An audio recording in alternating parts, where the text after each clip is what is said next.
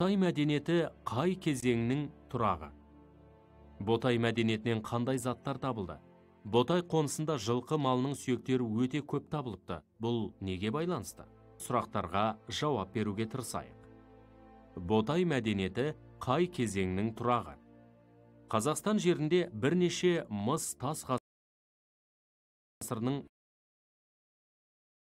ескерткіштері сақталып бізге жеткен.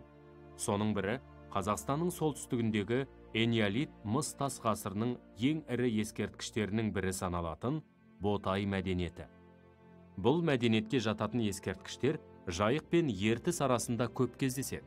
Ал Есіл бойындағы Ботай қонысынан табылған ескерткіштердің тарихта алар орны ерекше. Ботай мәдениеті шамамен біздің заманымыздан бұрынғы 3-ші мыңжылдыққа сай келеді. Ботай мәдениетін зерттеген археолог Виктор Федорович Зайберт. Археологтардың қазба жұмыстары кезінде Ботай мәдениетіндегі үйлердің орындары анықталып, пышақ, балта, тағы басқа мыстан жасалған заттар тапқан. Бір ерекшелігі, бұл қоныста жылқы сүйегі өте көп табылған. Нақтырақ айтсақ, қоныстан археологтар 70 мың жылқының сүйегін қазып алды. Бұл дәлелдер мыс тас ғасырында мал шаруашылығына, оның ішінде жылқы шаруашылығына ерекше мән берілгенін айқындайды. Ботай мәдениетінен қандай заттар табылды? Ботай мәдениетінен қалған ескерткіштер 15 гектар жерді алып жатыр. Қоныстан 158 тұрғын үйдің қалдықтары қазып алынды. Ертедегі қоныста баспаналар тығыз орналасып, бір жүйелілік сақталған.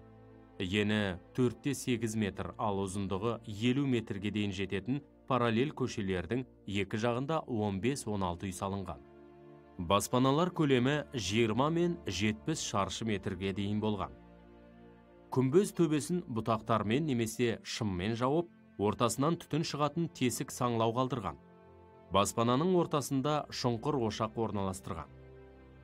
Ошақ пен есіктің арасы шаруашылыққа арналған орын болса, төр ұйықтауға арналған орын болды.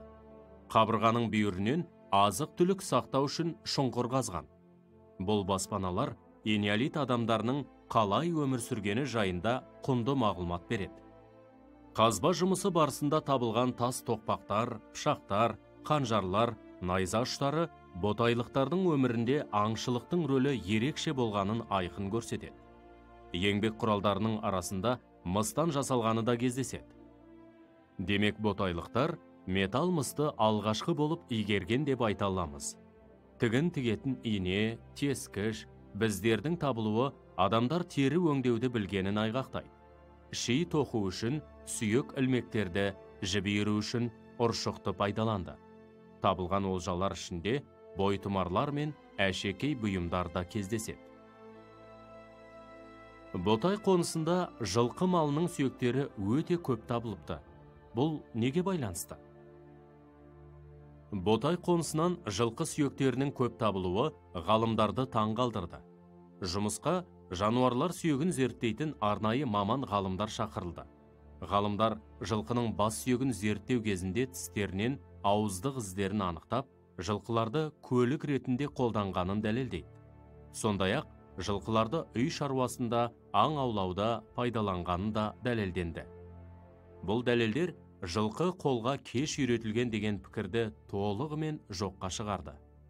Ботай жылқысын зерттеуге солтүстік Қазақстан облысына Новосібір, Мәскеу, Англия, Германиядан ғалымдар жиналды. Ғалымдар Ботай қонысы Еуразия даласындағы мал шаруашылығының орталығы болған деген ортақ пікірге келді. Жылқыны қолға үйрету адамзат тарихындағы аса зор жетістіктердің бірі. Осы уақыттан бастап 19 ғасырға дейін жылқы құрлық бойынша қатынайтын негізгі көлік түріне айналды.